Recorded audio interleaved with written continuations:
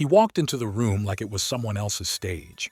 No logo on his coat, no talk of launches, no selfies, just a worn leather notebook and a calm smile.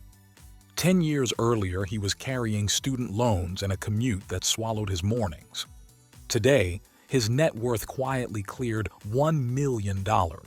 No flashy cars, no designer labels, only small decisions repeated so often they turned into habits and then into compound results that looked like magic to everyone watching from the outside. This video isn't about overnight hacks.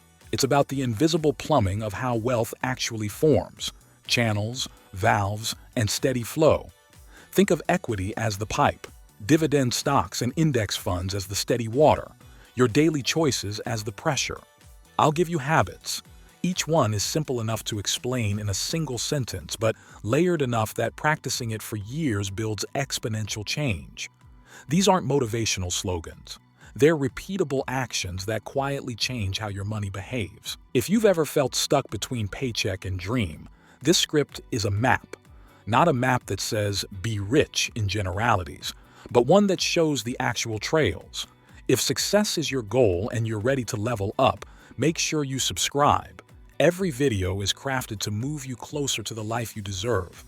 Now let's move through habits. Number 1, pay your future self immediately.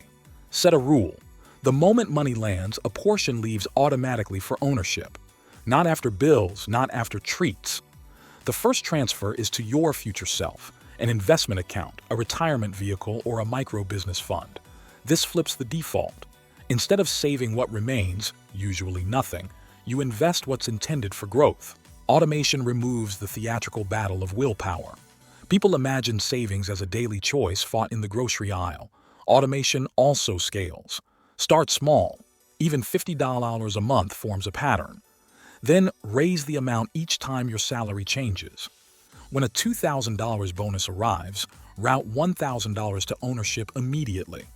The ritual of paying yourself first teaches your psychology a crucial lesson.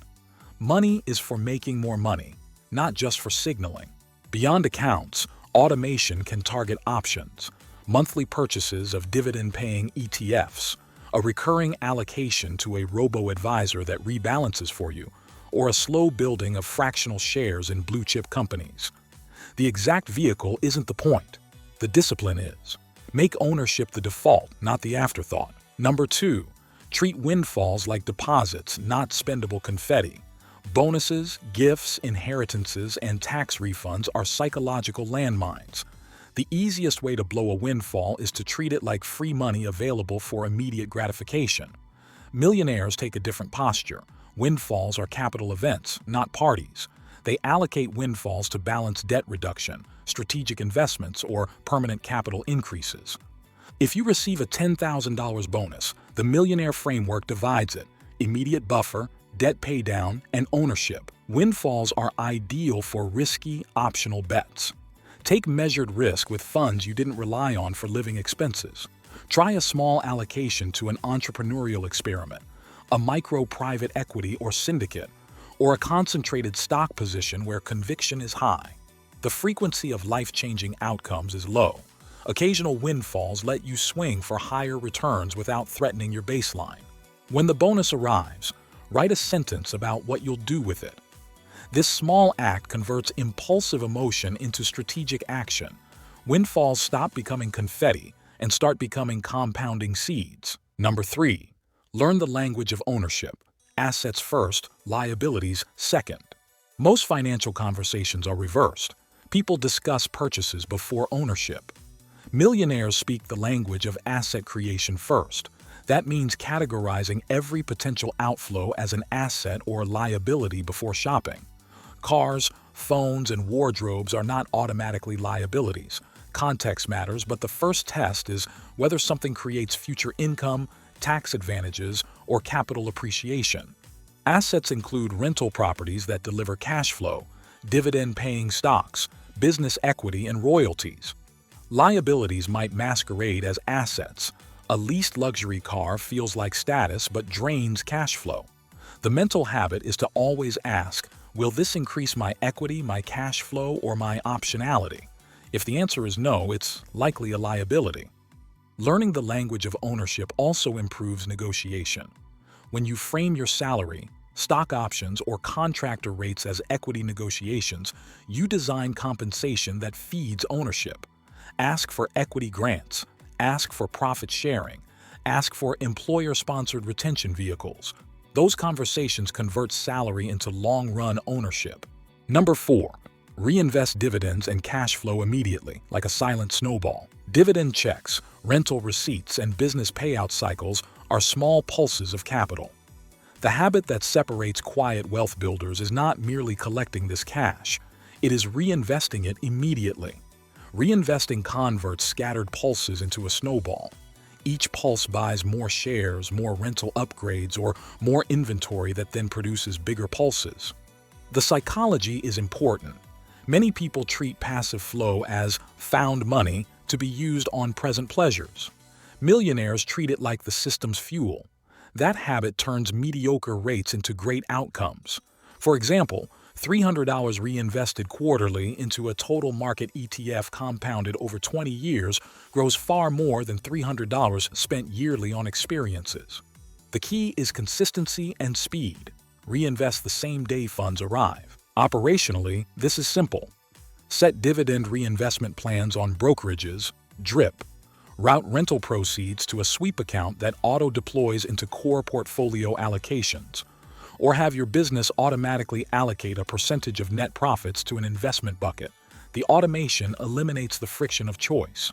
The secret: reinvestment turns time into an ally. Money reproduces exponentially when you allow gains to compound uninterrupted. Turn every pulse of cash into a reinvestment decision and watch the snowball start to roll. Number 5. Build margin, liquidity as an active defensive asset. Most people think liquidity is passive. I have cash. Millionaires treat liquidity as an active defensive asset. Margin gives you optionality. With $30,000 of accessible liquidity, you can buy distressed assets, survive sudden job loss without selling long-term positions, or fund a promising business test. Liquidity is not a lack of ambition. It's a tactical resource that lets you take advantage of opportunities others can't. The habit is deliberate reserve building. Maintain an emergency buffer that's separate from your growth capital, 3 to 12 months of expenses depending on your risk profile and income stability. But go further. Create a separate opportunity fund, a deliberate allocation for market dislocations, startup bets, or a down payment. Label the buckets and automate contributions to both.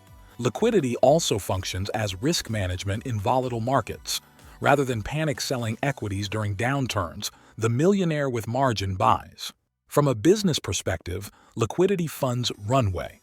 If you run a side hustle and see a chance to scale with $5,000 for marketing, liquidity supplies it without disrupting your core portfolio. For property investors, a cash reserve allows strategic renovations that unlock rental hikes. Number 6. Embrace constrained spending.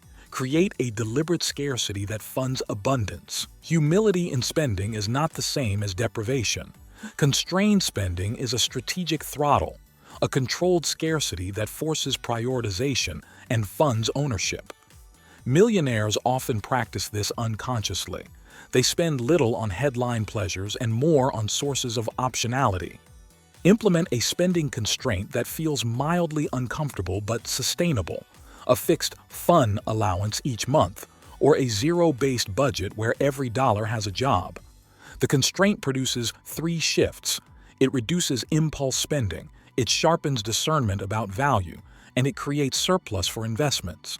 Apply the 24-hour rule for purchases above a set threshold. Delay and evaluate against your ownership goals. Use a quarterly spend audit to find weak spots that recur. More than rules, adopt practices.